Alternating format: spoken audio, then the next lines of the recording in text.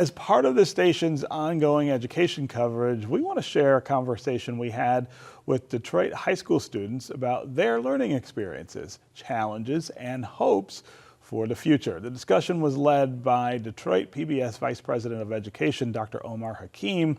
He met with the students at the Skillman Foundation headquarters to get their perspectives on education. Take a look.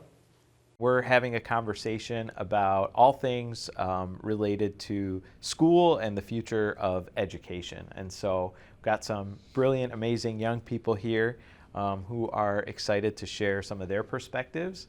So you bring up the topic of mental health, and I think that's something that came up several times in terms of wanting to talk about what role schools have in supporting students and mental health.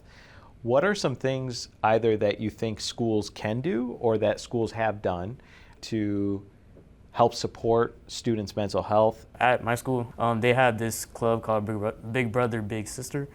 Is essentially having a senior and basically have like a freshman companion, because the freshman is the first time coming to the school, like they don't really know what's going on, and like they're just fresh to high school. And essentially it's basically just a way to encourage cooperation between students. In terms of like when you go to school, like should we be focusing on building strong character traits like empathy and integrity? Are those skills as important as like the academic learning that you're doing in your classes? Yeah, those skills are definitely important because, well, those are basic like human like traits. Like like in order to have empathy, you have to be in someone else's shoes, and a robot can't replace that. But like when you have like a system where people have, you know, empathy, or have those heart-to-heart feelings, or have those same like experiences, or the same same environment as you. I would say something that helps mitigate the stress of a strict school is really having someone who cares about you and having someone to talk to.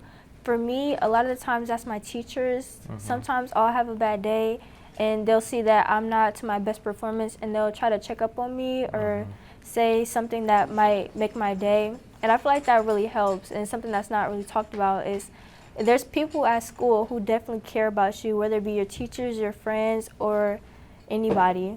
Teachers really make or break your day, because that's where you're at the most. Yes. So if you were to redesign high school today, what would it look like?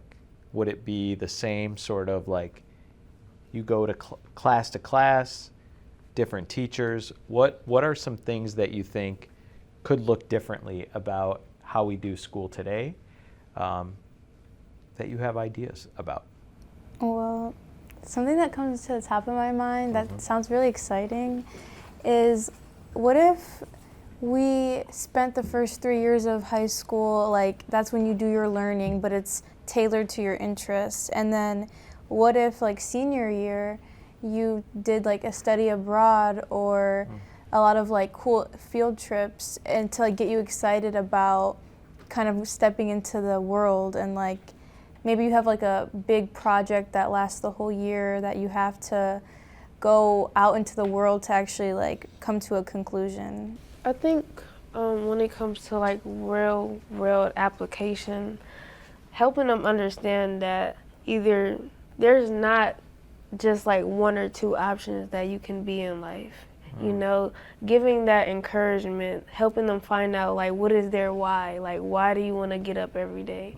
Because I mean, I've read somewhere that like the academics that we learn in school, it doesn't really apply to the real world. And as we talk about AI and how the world is changing so fast, it's like, how much is this curricular really impacting our lives today, I would say that my ideal learning space would, number one, like have kind of a curriculum tailored to an individual student. So like, say I'm advanced in reading, so I can take like a 12th grade reading class, but I'm still on my grade level in math. I feel like that's something that could be explored. And I also feel like, to Zayana's point, I feel like we should have like mandatory service projects and things like that. I heard a quote from one of my mentors, and he said touch the world, but touch the hood first. And I feel like that emphasizes prioritizing where you came from. Yeah. So having mandatory service projects where people can give back to their community, I feel like is very, very important.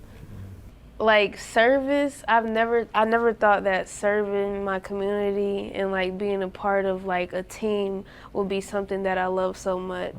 Like having those passion projects, having those mentors that actually like feed into you, like help you understand what you want to do is so important to me. Like community service, and like if we have more people who actually take their time to do that, I think the world will actually improve, honestly. And the fact that we can even sit here right now and have these sort of important discussions is really a love letter to our city and to our people, especially just to sit here and talk and be a spokesperson for people who don't have that sort of reach and that authority. And I feel like that's why it's important that we do things like this, and especially it be mandatory within schools. Mm-hmm.